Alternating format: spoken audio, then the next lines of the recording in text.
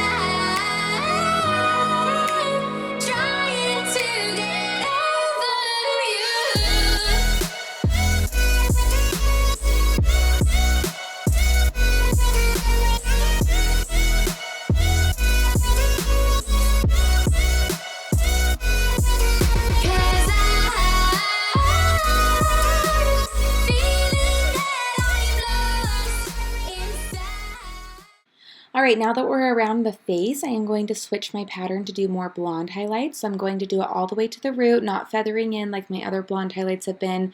And I'm probably going to do 4 foils back to back, just tightly packed baby lights, just to give it a money piece effect. A lot of blondes don't like to lose that brightness around their face, so I'm going to make sure that she still feels blonde. And then after that, I'm going to switch back to doing low lights.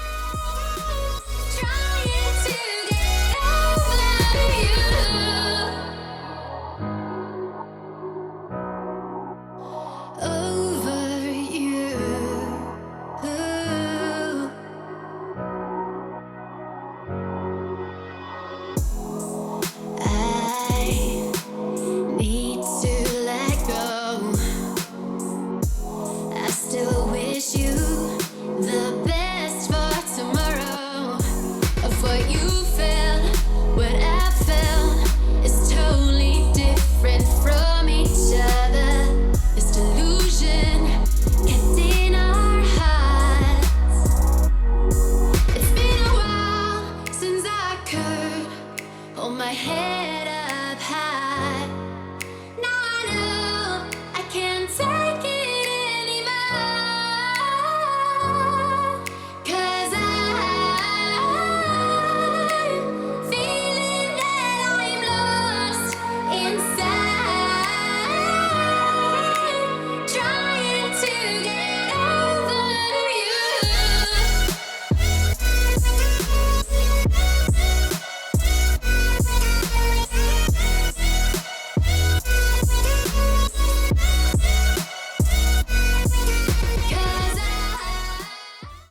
Alright, all of the foils are in. So as you can see right here, we did a half foiling pattern. It's just ears and above, and the foils on each top section are the blonde ones. And I went off of her part with a rectangular section in the front. So as you can see here, the blondes are starting to process a little bit. This one even a little bit more. It's looking really good. So I just did the blondes on top just to bring the blondes up a little bit, and then the dark's going to be more underneath. But it's all going to blend together very well.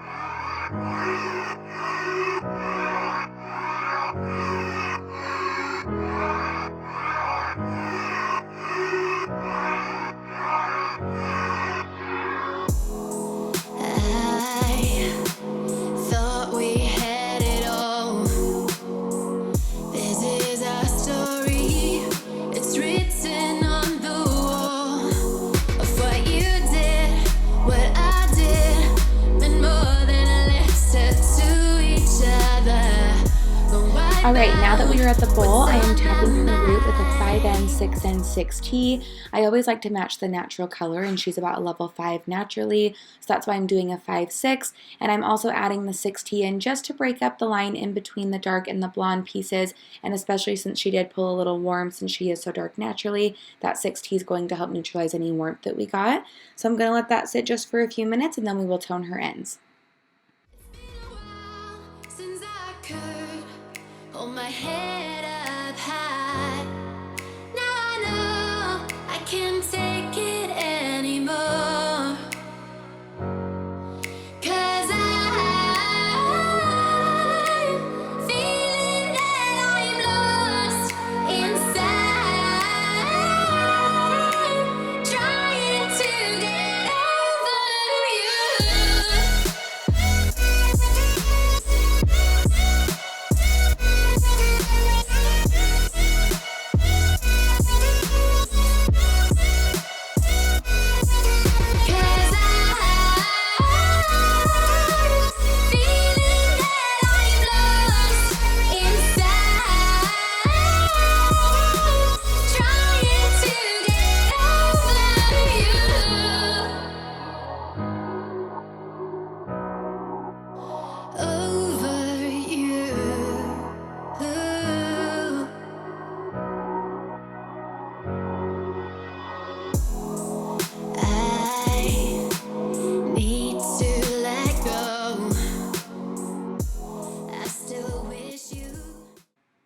Now that her root tap is done, we are using shade CQ 9V, 9P for her ends. She likes to be pretty ashy blonde and bright, but not too silver, so this is what we do to get that perfect tone. What I felt is totally different from each other. This delusion kept in our hearts. It's been a while since I could hold my head. Alright, her color is now done. Look at how beautiful this dimension is, you guys. You can see that depth in the root. It's going to blend so nicely when her natural starts to come in, but she's also going to feel really blonde still. It's also really blended. It's not a harsh line, which is one of her biggest fears. So we had to do those low lights just to break it up and make sure that it didn't look harsh or scary. So let me know what you guys think about this color. I think it's absolutely beautiful, and it's one of my favorite techniques for taking blondes a little bit darker. And now we are going to be adding in some hair extensions.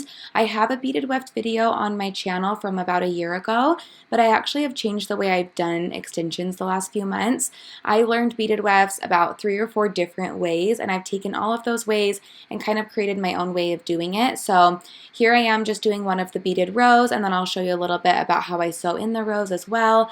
I'm not going to do a full-on tutorial on them just because I do teach classes on this method. So if you are interested in learning this method, you can sign up for one of my classes.